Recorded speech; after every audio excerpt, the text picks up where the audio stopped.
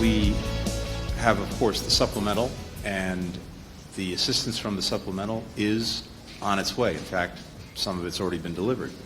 But today I want to add to that by announcing that we will provide an additional $2 billion in foreign military financing for Ukraine. And we put this together in a first-of-its-kind defense enterprise fund.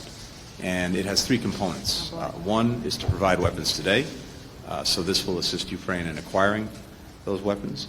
Two is to focus as well on something that Dmytro just talked about, investing in Ukraine's defense industrial base, helping to strengthen even more its capacity to produce what it needs for itself, but also to produce for others.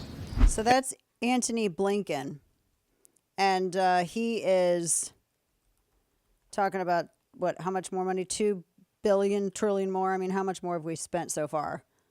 That, oh gosh, it's just crazy on Ukraine. Another $2 billion on Ukraine. Now, you know what? It's interesting because who did he say this was? What group did, it's just interesting. The group that he said it was going through. I got questions. Still looking into that. $2 billion. This comes right after he played Rocking in the Free World in a bar in Kyiv. Oh, no. Listen to this. Audio soundbite 9.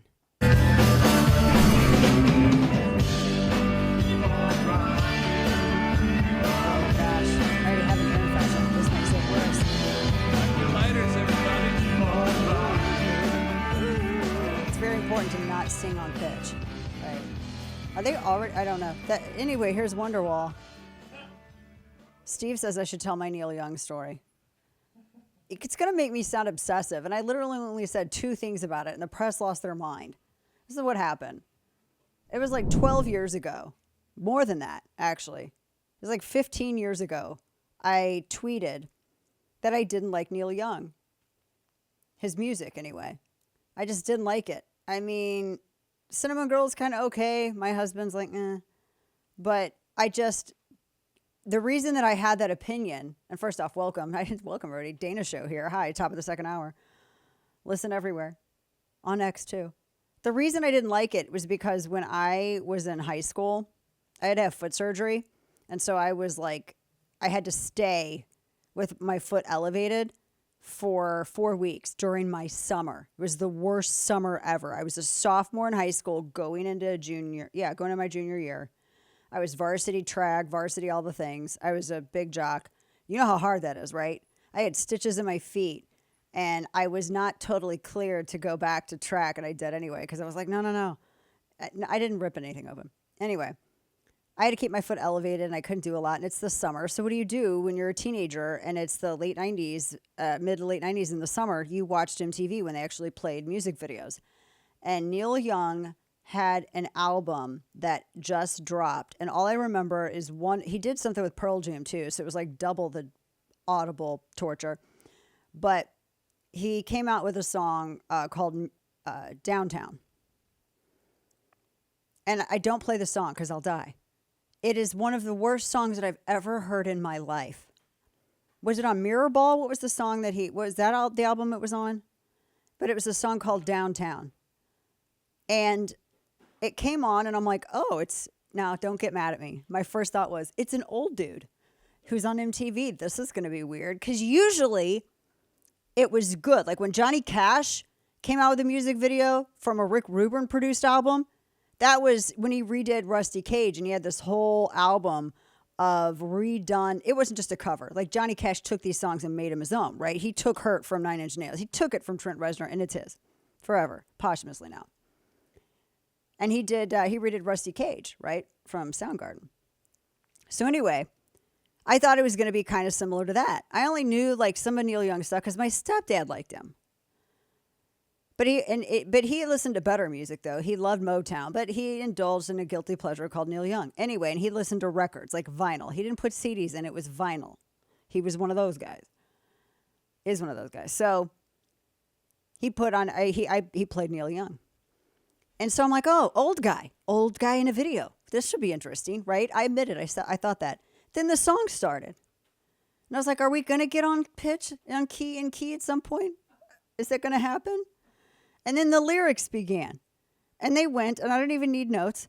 There's a place called downtown where the hippies all go.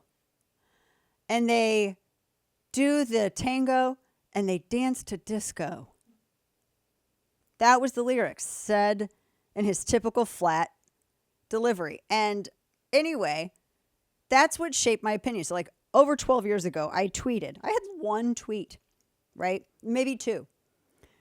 Because I heard that video, or I heard the song somewhere. I was working and I heard that song somewhere. I'm like, oh my gosh. And I just said, you know, you just say something off. I'm like, oh my gosh, Neil Young has the vocal tonality of a dying cow farting. That's what I said. Now, fast forward to Parkland, where the media tried to find so much dirt on me, they could not. Because what you see is what you get. I'm not hiding anything. And all they could do is make fun of my past tweets where I said I fell down the stairs once and it really hurt. And all, you know, like stuff like that. And they're like, my gosh, I think one of the articles was like, she literally is a Jim Carrey movie. Like she is like an unintentionally ridiculous. She's like funny, but we hate her is what it was. But then they found that Neil Young tweet and they thought, oh, we got something on her now. They went to South by Southwest in Austin and they confronted him with it. And they printed it out, and I think it was like Rolling Stone or somebody. They printed it out, and they shoved it in his face. They're like, Dana Lash hates your music. And he's like, oh, the gun lady, you know. And he didn't say anything totally, you know, ridiculous. He just said, I hope she doesn't shoot me. And then that was it. But the media made a huge thing about it. So I actually think I hate the media more than I hate Neil Young's music. Never thought I'd say that, Kane. Never thought I'd say it. Anyway, makes sense. Long story short. They covered Neil Young, rocking in a free world, but you don't believe in a free world. Didn't he like get all mad and pucker his butt because Joe Rogan was on Spotify and Neil Young's like, well, I can't take that. So he takes his old man fedora and he, you know, shuffles off into the ether. Where, like, did he get all mad from that? I think he's now back. Rocking in a free world, caveat, asterisk. Rocking in a free asterisk world. Jeez.